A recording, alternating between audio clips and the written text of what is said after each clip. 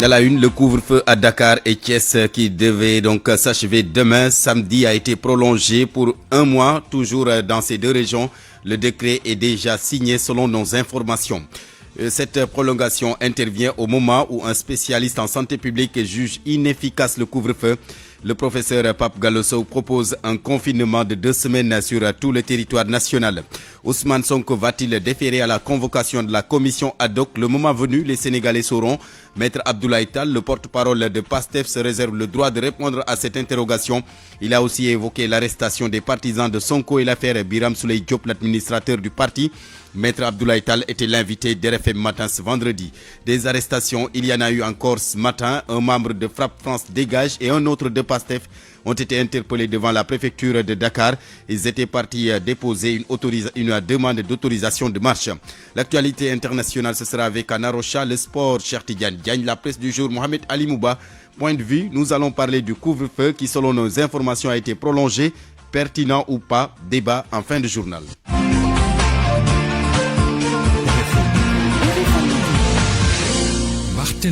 Bienvenue à la technique de ce journal Abdou Thiam. Le couvre-feu pour freiner la propagation du coronavirus, il sera prolongé selon nos informations. Le décret est déjà signé par le président de la République. La mesure d'exception qui devait prendre fin donc demain samedi 20 février est toujours limitée aux deux régions Dakar et Thiès. Binta Diallo. Le décret est déjà signé. Le couvre-feu entre Dakar et Thiès sera prolongé pour un mois encore selon nos sources. L'état d'urgence sanitaire maintenu tout comme les autres mesures d'interdiction. La situation de progression fulgurante du virus SARS-CoV-2 dans la capitale et à l'intérieur du pays n'exige pas un assouplissement des restrictions. Le mois du couvre-feu qui prend fin demain sera reconduit pour 30 jours encore non renouvelables. C'est ce que stipule la loi 69 modifiée et qui intègre désormais un troisième régime avec deux nouveaux articles, l'article 24 et 25, qui permettent au président de la République de décréter l'état d'urgence assorti de couvre-feu en cas de catastrophe naturelle et d'état d'urgence sanitaire au-delà de 2 mois. Il devra passer par l'Assemblée nationale. Binta Diallo, cette prolongation en tout cas intervient au moment où un spécialiste en santé publique juge inefficace le couvre-feu. Le professeur Pape Galosso propose un confinement de 2 semaines sur tout le territoire. Awambaye. Les chiffres parlent d'eux-mêmes. L'application du couvre-feu à Dakar et à Thiès n'a pas eu un impact réel sur l'évolution de la pandémie de Covid-19. Le professeur Pape Galosso, enseignant-chercheur à l'université Alioune Diop de Bambey, fait le point. Durant ce couvre-feu, nous avons pu avoir 353 décès.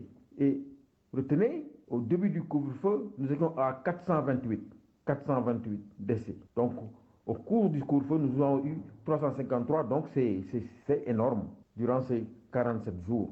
Voilà donc, qui me semble assez clair, pour étayer, n'est-ce pas, mon développement, que le couvre-feu n'a pas donné les résultats escomptés. Le couvre-feu à lui seul ne suffit pas pour limiter la propagation du virus. Selon le professeur Pape Galosso, il faut des mesures plus fortes et il préconise le confinement pendant 15 jours. Que faire? Mon pronostic à moi, ça va produire un étonnement, mais je l'assume, c'est le confinement. Je pense que, bien que le vaccin soit là, il me semble nécessaire d'aller vers le confinement des populations, parce que même si le vaccin est là, il faudrait l'encadrer. C'est mon point de vue à cette question. Il faudrait encore prendre d'autres mesures drastiques. Il n'y a pas de mesures beaucoup plus drastiques. Je propose le confinement. Et confinement pas seulement des deux régions, parce que le confinement du Sénégal doit être confiné, au moins pendant 15 jours, pour qu'on puisse endiguer la circulation de ce virus. Le virus circule activement, rien ne semble l'arrêter, même l'application du couvre-feu n'a pas pu inverser la tendance qui est toujours à la hausse. Le virus circule activement, vous l'avez dit, en attestent les chiffres du jour. 279 nouvelles contaminations sur les 168 tests réalisés, 102 cas contacts, 177 cas issus de la transmission communautaire, 6 décès ont été enregistrés, 52 cas graves sont en réanimation, 260 31 patients ont été déclarés guéris. L'impact de la Covid-19, justement, c'est chez les personnes qui souffrent d'un handicap visuel. Faire la manche ne rapporte plus grand-chose. Ces personnes disent avoir perdu 80% de leur revenu quotidien.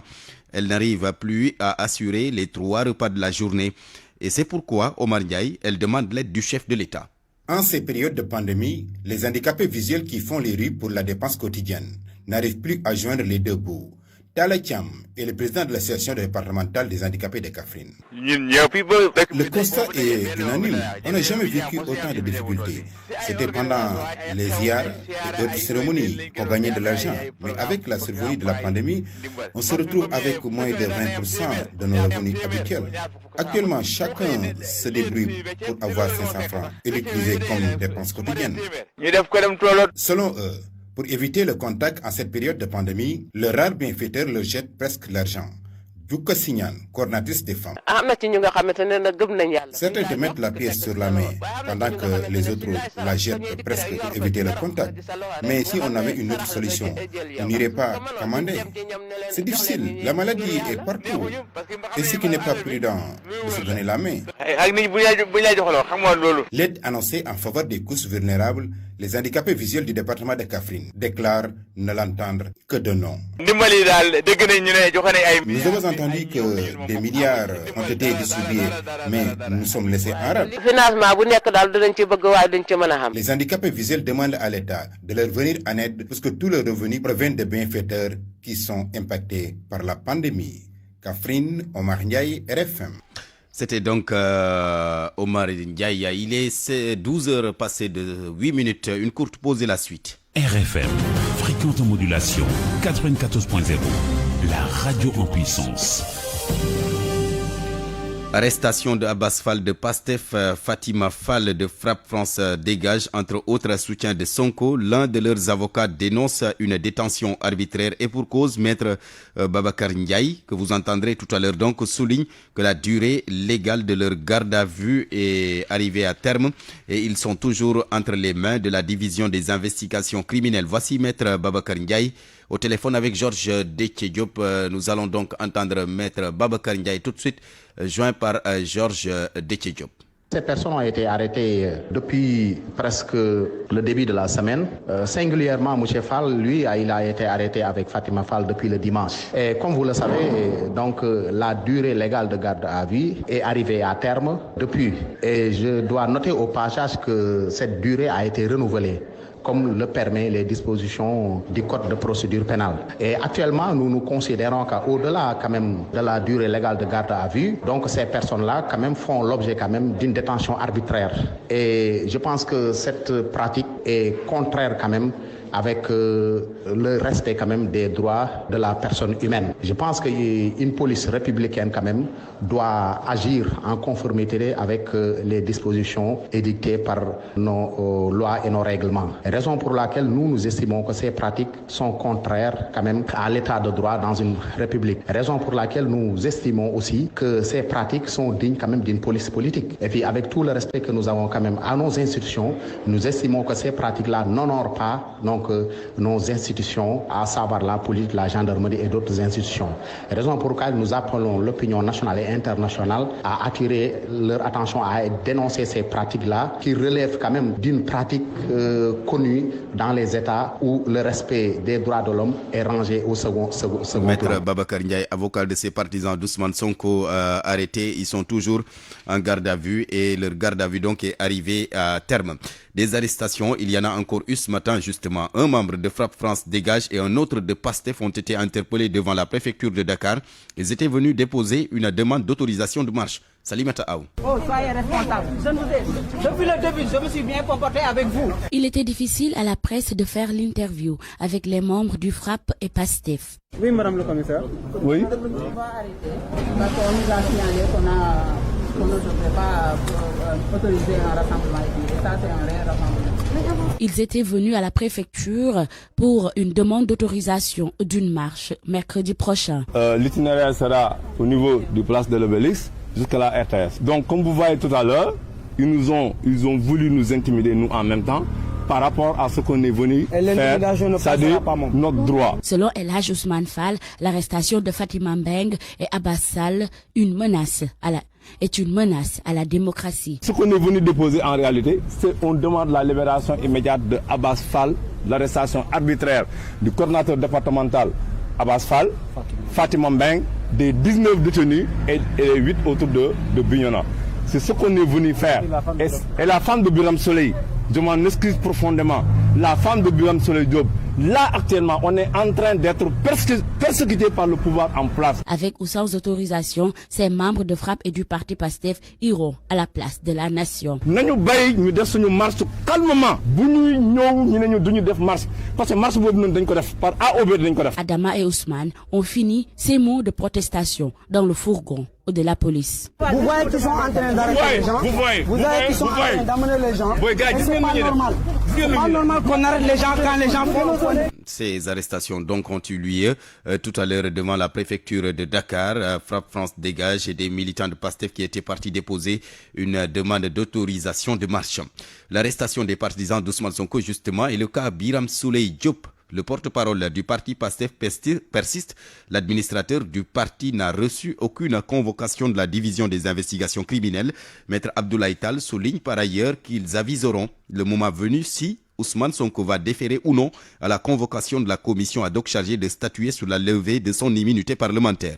Il était l'invité d'RFM Matin ce vendredi. Birame Souleye Diop est présentement à Dakar à son adresse domiciliaire. L'administrateur a eu la surprise d'apprendre qu'effectivement il avait pris la fuite, il était injoignable, alors que absolument rien n'est avéré à ses propos. Le sieur Birame Souleye Diop aujourd'hui a été abasourdi d'apprendre l'arrestation de son épouse, qui n'a absolument rien à voir avec PASTEF, qui n'a absolument rien à voir avec les activités PASTEF, ni avoir aucun lien avec le président Ousmane Sonko. Je pense que cette dame, cette pauvre dame, Ibadou Rahman, ne doit pas faire l'objet de persécution. Birame Souleye Diop a-t-il reçu une convocation de la division des investigations criminelles? À ce que je sache, il n'a pas reçu de convocation. Il faut qu'on arrête. Birame Souleye Diop est à la disposition de la justice et je pense qu'il a communiqué sur ce point et a donné sa position sur notamment l'innocence de sa femme, mais également sur même sa bonne foi et sa crédibilité. Tout cela est lié à l'affaire d'accusation de viol présumé contre Ousmane Sonko. Ousmane Sonko va-t-il répondre à la commission ad hoc mise en place pour la levée de son immunité parlementaire? Je ne dis pas accusation mais complot. Je pense que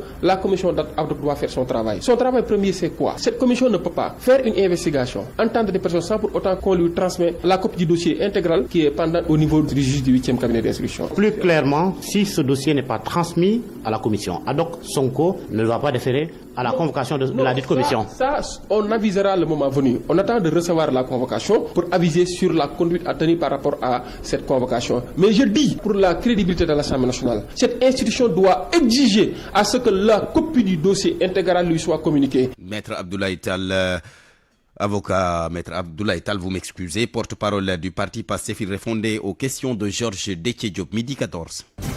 RFM, la radio de toute l'actualité. Litige foncier, le collectif des 37 villages de Ndiayel dans le Waalo exige la rétrocession des 20 000 hectares qui avaient été affectés en 2012 à Saint-Huile avant que cette société ne les revende à l'entreprise Les Fermes de la Teranga, qui à son tour est accusée de vouloir revendre les terres en question à des hommes d'affaires étrangers. Les populations qui citent le nom de Franck Timis dans l'opération dénoncent et interpellent le chef de l'État, Mohamed Nabissila. Les populations de 37 villages réunis autour d'un collectif des habitants du Ndiayel se désolent que 20 000 hectares de leurs terres valsent depuis 2012 entre Saint-Huile, les fermes de la Teranga et d'autres acquéreurs. À la suite de Amadouka, le porte-parole Ardo Sow estime qu'il s'agit d'une véritable spoliation de terres. 20 000 hectares de terre, c'est de ça qu'on parle. Il n'y a pas longtemps, il y avait le scandale de 300 et quelques hectares à Dengeler, 10 000 hectares au nord à Dodel, que le président a réglé en un tour de main. Peut-être que c'était ses parents au Fouta, mais ici à Ndiayel, c'est 20 000 hectares depuis 2012 qui sont passés de Abdoulaye Wade à Macky Sall, qui sont assis dans leur bureau au niveau du palais présidentiel et signé un décret qu'ils attribuent 20 000 hectares à des étrangers. Ils accusent le président Macky Sall de banalisation de leurs doléances dans une situation où les terres se font rares pour le pastoralisme. 2012, c'était Saint-Huile, Sénétanol. Quelques années après, ils n'ont pas pu faire germer une seule graine. C'est passé passé à des Sénégalais. Ces Sénégalais ont revendu aux fermes de la Teranga qui, de surcroît, appartiennent à Franck Timis, qui a fini de vendre le pétrole et le gaz du Sénégal, de piller ça. Maintenant, ce qui lui reste, c'est de piller le foncier au Sénégal. 20 000 hectares d'un seul tenant. Et prochainement, on a des échos, il y a des gens du Moyen-Orient qui viennent acheter encore ces terres. C'est quoi cette histoire au Sénégal? Les populations mettent en garde les autorités. Toute transaction sur ces 20 000 hectares du Ndiaël. RFM Saint-Louis, Mohamed Nabissila. La campagne de commercialisation de l'arachide, la crise sanitaire, vous le savez, a plombé les opérations. Presque tous les marchés hebdomadaires sont fermés. Un peu plus de 5000 tonnes ont été collectées à Aminata Goudiaby. Dans la région de Fatick, plusieurs marchés hebdomadaires sont actuellement suspendus. C'est une mesure restrictive pour limiter la propagation du Covid-19. Mais elle n'est pas sans conséquence. La campagne de commercialisation de l'arachide est au ralenti. Moustapha Sissé est le président de l'Union régionale des coopératives agricoles de Fatick. On note quelques problèmes. Auparavant, les acheteurs venaient avec leur camion le jour du marché hebdomadaire et chacun avait son prix qui le convenait avant de vendre son arachide. Maintenant, ce n'est plus le cas. Actuellement, le prix d'arachide est à 340 francs le kilogramme. N'eût été la fermeture des marchés hebdomadaires après Louma, on pouvait vendre le kilo à 350. Le directeur du développement rural de Fatick confirme la quantité de graines d'huilerie collectées est encore très faible. Mamadou Badiane. Donc depuis ça fait 2 semaines, la collecte n'a pas évolué concernant les graines d'huilerie. Donc on est à 582,578 tonnes. Cela veut dire quoi? Cela veut dire qu'on assiste à l'air. Et cela est d'autant plus vrai qu'au niveau du département de Foundiougne, tout le monde le sait, porte le poids agricole pour l'essentiel de la région de Fatick. Une des causes principales, c'est la fermeture des loumes. Et en ce qui concerne les semences, près de 13 000 tonnes sont déjà collectées. La fermeture des marchés hebdomadaires selon Mamadou Badiane n'est pas une bonne idée. Les loumes, c'est des lieux de travail. Il suffisait de mettre le focus sur les gestes barrières, la sensibilisation, accompagner davantage, comme on le fait pour l'école. On aurait dû le faire pour les loumes. Le directeur du développement rural de Fatick rappelle que sur les 37 opérateurs agréés pour la région, seuls 7 viennent faire la collecte de graines en ce moment. Aminata Goudiaby, Fatick RFM. Aminata Goudiaby, réhabilitation du marché Ndoumbe Diop de Diourbel. Les travaux durent depuis 3 ans. Ce que dénoncent les correspondants, ce que dénoncent plutôt les commerçants dans cette correspondance signée Babacar Diouf. Le ministre du Commerce a procédé ce jeudi à une visite de chantier au marché Ndoumbe Diop de Diourbel. Une visite qui n'a pas dissipé les préoccupations des commerçants qui ne sont pas encore fixés sur la date de réception de leur outil de travail. Ils n'en peuvent plus d'attendre. Modou Gueye Diop, le délégué des commerçants de Ndoumbe Diop. Depuis cet incendie du marché, nous avons 2 types de problèmes. Nous avons des commerçants qui sont dehors, qui sont établis dehors parce qu'il n'y a plus de place à l'intérieur, qui brassent toutes sortes d'intempéries, et ceux qui sont à l'intérieur du marché, qui sont bloqués, qui ne voient plus les clients. Donc autant de difficultés qui nous font croire que ce marché doit nous être livré dans les plus brefs délais. En perspective à la prochaine réception du marché, le maire de la commune invite les commerçants à une large concertation pour une gestion harmonieuse du marché. Malik Fall. Comme je l'ai dit tantôt, on fera en sorte que tout se passe normalement. Déjà, le délégué de quartier et ses collaborateurs sont en train de recenser quand même le délégué du marché aussi est en train de recenser quand même les sinistrés. Une fois fini quand même, on va prendre quand même ce dossier-là pour essayer quand même de trouver un consensus pour essayer de recaser tout le monde. Le marché Ndoumbe Diop, il faut le rappeler, a été détruit par un incendie nocturne qui avait aussi causé la mort d'un élément de la 22e compagnie d'incendie et de secours de Diourbel il y a de cela 3 ans. Diourbel. RFM Babacar Diouf. Babacar Diouf. Et puis ces informations qui viennent juste de nous parvenir, cette grève des élèves du lycée Mbacké 2. Les potaches manifestent ainsi après la découverte de reptiles au sein de l'établissement, refusant donc de reprendre les cours. Dans ces conditions d'insécurité, ils ont aussi délogé les autres élèves ce matin. La police est intervenue et a même usé de grenades lacrymogènes. Selon nos informations, des élèves ont été évacués à l'hôpital. Nous y reviendrons avec Marema Diop. On nous signale également que ça chauffe à la place publique de la zone B. C'est ici à Dakar. Les jeunes protestent contre un projet de la municipalité pour l'installation d'un poste d'électricité sur le site. Nous y reviendrons également. Midi 20. RFM. L'actualité internationale. Bonjour, bienvenue à Narocha. Merci beaucoup Barthélémy Ngom. Au Niger d'abord, ce vendredi dernier, jour de campagne électorale. La campagne électorale pour le second tour de la présidentielle nigérienne se termine effectivement ce vendredi à minuit. 7,5 millions d'électeurs sont appelés aux urnes pour départager l'ancien président Mahaman Ousmane et l'ancien ministre des Affaires étrangères et de l'Intérieur Mohamed Bazoum. Aombaï. Les deux candidats à la présidentielle n'ont plus que quelques heures pour convaincre les électeurs encore indécis. D'un côté, Mohamed Bazoum, soutenu par deux ténors de l'opposition, et de l'autre, le candidat Mahmoud Ousmane, soutenu, lui, par 10 partis politiques réunis autour du Front patriotique. Il bénéficie également du soutien du président du parti Modem, principal opposant dont la candidature à cette présidentielle a été rejetée. Malgré tous ces soutiens, Mohamed Bazoum, candidat du parti nigérien pour la démocratie et le socialisme au pouvoir, est arrivé en tête lors du premier tour avec plus de 39% des suffrages et 22 points d'avance sur son challenger. Le candidat du parti du pouvoir passe donc pour le grand favori du scrutin de dimanche prochain. Les questions liées à la sécurité et à la lutte contre la corruption sont les principales préoccupations des populations et donc les deux grands défis qui attendent le prochain président nigérien. Abambaï, le premier ministre ivoirien, Ahmad Bakayoko, a quitté Abidjan pour la France. Il est malade.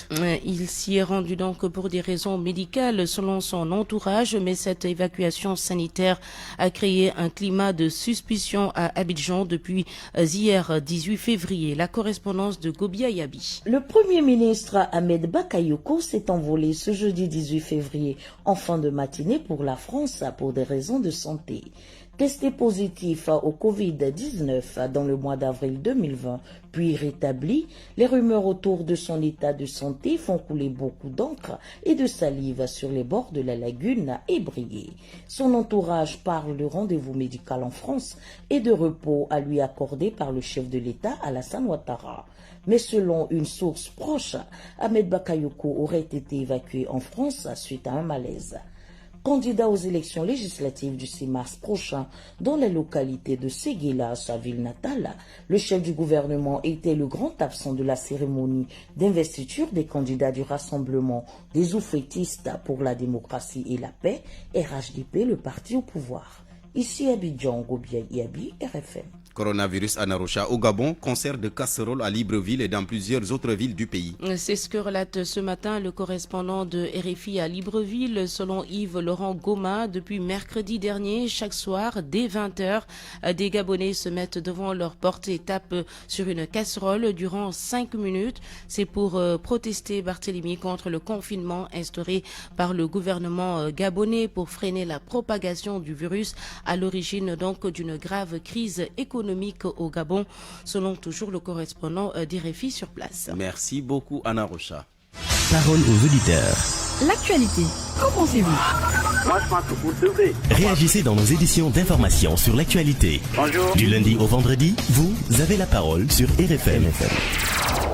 Point de vue, nous allons parler du couvre-feu qui, selon nos informations, donc, a été prolongé, pertinent ou pas, débat en fin du journal. Ce sera donc d'un point de vue. RFM Sport. Bienvenue, cher Tidiane Diagne. Merci à vous, Barthélémy Go. Tournoi de Yaoundé qualificatif à l'afro-basket masculin, le Sénégal domine le Kenya. Oui, entrée en matière réussie du Sénégal ce matin, les Lions ont dominé le Kenya par 69-51. C'est en seconde période que les protégés de Mamadou Gueye Pabi se sont véritablement lancés. Nous allons écouter l'analyse de notre confrère Mor Bassignon. On a vu une équipe du Sénégal à deux visages. Dans les deux premiers cartons, les Kenyans nous ont un peu titillés. Ils ont même mené à la pause 31-27, mais dans le troisième et le quatrième carton, les Lions ont sorti les griffes, à l'image de Cheikh Bamba Diallo, de l'âge Douane, Ibrahim Faïfal, qui ont su porter cette équipe du Sénégal. Les Lions ont fait preuve de rigueur dans le troisième et le quatrième carton, en étant beaucoup plus agressifs en défense et aussi appliqués en attaque. Je pense que c'est une bonne chose de voir cette équipe du Sénégal sortir victorieuse de cette confrontation contre le Kenya et d'embaucher officiellement son ticket pour l'Afro-Basket masculin 2021. Bon, on a vu une équipe très jeune, une équipe qui a montré de belles choses dans les deux derniers cartons du match. Et je pense que c'est motivant, c'est encourageant par rapport à la suite du tournoi. La suite du tournoi, c'est déjà demain pour l'équipe du Sénégal qui va jouer contre le Mozambique à partir de 13h dimanche pour la fin donc de ce tournoi de Yaoundé, 19h, Angola-Sénégal pour le choc du groupe Barthélémy. C'est prévu donc pour demain. Pour demain, la suite donc pour le deuxième match et puis dimanche pour la troisième rencontre du Sénégal dans ce tournoi. Demain également, c'est le début de la 8e journée de la Ligue 1. Et nous parlons football exactement à Sali à partir de 16h. Diambar y joue contre l'Union sportive de Gorée au stade de Mbao à la même heure. Niari Tali accueille AS Pikine à Ibrahim Boy, 16h ce samedi toujours. Douane contre le Niambour de Louga à la tanière Bruno Metsu à partir de 16h. Mbour Petite Côte contre la formation de Génération Foot. La Ligue 2 aussi va entamer sa 8e journée dès ce samedi à Toubab Dialao à 16h. Thiès FC contre Guédiawaye Football Club à Fatick J-Fatick qui accueille Africa Promo Foot. Au stade Alassane Djigo, la Renaissance joue contre le Diamono de Fatick au stade Amadou Barry de Guédiawaye. Toujours ce samedi à 16h. Duc contre l'Union Sportive de Ouakam. Le leader, Linguère de Saint-Louis, se déplace donc ce dimanche à partir de 16h au stade Fodéwad. C'est pour y croiser la Sonacos de Diourbel. Dimanche toujours au stade Alassane Djigo. Port contre Demba Diop FC. Et puis pour terminer donc le calendrier plutôt de la Ligue 2 lundi au stade Fodéwad à partir de 16h. Le Major il joue contre Amitié FC. Et puis du football toujours, mais cette fois-ci à l'étranger. Voilà, et nous parlons d'abord de la CAN U27 en Mauritanie, tout proche de chez nous. Ce vendredi, pour le compte du groupe C à partir de 16h, c'est pour la deuxième journée, Tanzanie-Gambie. 19h, le choc va mettre prise le Maroc à l'équipe du Ghana. Les championnats européens qui vont reprendre ce vendredi en France, ils se rencontrent au programme à partir de 20h pour le compte de la 26e journée. Brest, 12e au classement, joue contre Lyon qui occupe la 3e place. En Angleterre, c'est le début des soirs de la 25e journée à 20h. Wolverhampton, Leeds United. En Espagne, 24e journée, 20h ce soir toujours. Betis Séville contre Retafe. En Allemagne, c'est la 22e journée, 19h30. Arminia Bielefeld joue contre Wolfsburg. C'est bien fini. Oui, c'est bien fini. Oui. Merci beaucoup, cher. La presse du jour. La presse du jour, c'est avec Mohamed Ali Mouba. Bonjour. À la une, l'échappée solitaire d'Ousmane Sonko à l'université Cheikh Anta Diop de Dakar. Pour un bain de foule s'en fut un. La visite du leader de PASTEF au campus a drainé du monde. Allé au chevet de ses partisans blessés et alités à la suite de violences du lundi 8 février dernier, le témoin parle de déferlante humaine à l'université. Sonko s'offre en bain de foule à l'UCAD, Bichron, Vox Populi, malgré le contexte de Covid-19. Aux anges, ses partisans jubilent Sonko président. Étudiant en masse pour Sonko sur le journal Le Quotidien qui note toutefois les fausses notes de quelques indignés qui disjonctent. Amer de voir Ousmane Sonko se pavaner à l'UCAD alors qu'il est empêtré dans une affaire présumée de viol. C'est une fuite en avant, crient les étudiants de la paire. Alham de Vox Populi en conclut que Sonko n'est pas allé à l'université pour rien. La visite aux blessés n'est qu'un prétexte pour juger sa cote de popularité, tester cette cote. C'est une démonstration de force destinée à montrer au camp d'en face une certaine force de frappe. Mais attention, relève le journal, il ne faut plus jurer par les effets de foule au Sénégal. Attention aux effets d'optique qui exagèrent généralement la réalité. En tout état de cause, le journal Source note que Sonko s'est tapé en bain de foule. Il en a profité pour dicter ses 4 commandements aux étudiants. En cas d'arrestation, leur dit-il, ne dites rien sans la présence de votre avocat, ne participez pas à une perquisition, ne déverrouillez surtout pas votre téléphone, ne signez aucun procès verbal. Fin de citation. Les confrères qui restent sur le dossier Sonko notent que son bras droit, Biram Souley, toujours porté disparu. Malgré son démenti sur sa page Facebook, Biram Souley reste introuvable. Note l'observateur et le confrère le prend au mot Souley du cyclone. Jeu de mots pour dire que l'administrateur de PASTEF est recherché par la DIC depuis qu'il a menacé de divulguer des images obscènes de haute autorité de l'État du Sénégal. Sourça est révulsé par le comportement de Biram Souley Diop qui se terre dans son trou alors que son épouse est détenue à la police depuis plus de 3 jours. Le confrère rebuté s'interroge. Alors pourquoi donc Biram Souley affirme avoir éteint son téléphone portable pour se concentrer, vider quelques urgences. Mais qu'est-ce que Marie responsable peut bien avoir de plus urgent que la liberté de sa sa femme. Le journal ne comprend pas. Et les dégâts collatéraux de l'affaire Sonko ne sont pas près de s'arrêter. Les arrestations se poursuivent, note le journal Tribune. Fatima Beng, membre de Frappe, appréhendé pour la deuxième fois en 4 jours. Guy Marius Sagna s'indigne dans les colonnes du journal. Dans les colonnes de Tribune toujours, Barthélémy Dias fait la leçon à Macky Sall. S'il pouvait ouvrir les yeux, Macky Sall verrait qu'il s'agit d'une révolte en gestation. Le sexe et la politique, kantinuckien, mélange hétérogène, engrenage mortel, relève le journal Enquête qui a fait un dossier. Le journal note que le sexe, l'argent, le complot, le pouvoir s'accompagnent généralement, mais ce ne sont pas les meilleurs amis. Du Monica Gate américain, Bill Clinton, Monica Lewinsky, au Aya Gate sénégalais, le journal replonge ses lecteurs dans ces affaires qui ont éclaboussé bien des politiques. La Covid-19 et la vaccination, elle commence le 23 février prochain. Le journal Enquête note, après le vaccin chinois, l'État du Sénégal négocie le Sputnik russe, écrit l'Observateur, mais on défie, avertit Sud Quotidien, celui de l'adhésion à la stratégie nationale de vaccination. Pour le sociologue Gibi Diakhaté, il faut mettre en tout cas en avant les acteurs porteurs de dynamique communautaire. Dans l'enfer des services de réanimation, le journal Observateur a fait un dossier pour vous, déficit de lits, souffrance, mort, témoignages alarmants d'anesthésistes, réanimateurs de Dalaliam, Touba et Wurosogi à lire aux pages 4 et 5 du journal L'Observateur. Cette nouvelle étude de l'ANSD, l'Agence nationale de la statistique et de la démographie sur la population du Sénégal en 2020, nous sommes plus de 16 millions désormais. Constate le journal Les Échos, les femmes, les ruraux, les jeunes dominent, plus de 50% de dames. Près de 55% de Sénégalais résident en milieu rural contre 45% en milieu urbain avec une moyenne d'âge de 19 ans. La population active fait plus de 8 926 871 personnes du troisième âge. Et puis sport pour boucler à la une du journal Record, basketball Kenya-Sénégal à 10h, les Lions déterminés à finir le job. Le journal note que l'équipe nationale masculine de basket du Sénégal croise en tout cas aujourd'hui le Kenya au palais polyvalent des sports de Yaoundé, un match comptant pour la première journée retour des éliminatoires de l'afro-basket masculin. Le confrère note que la tanière est sereine. Bon lecture à tous.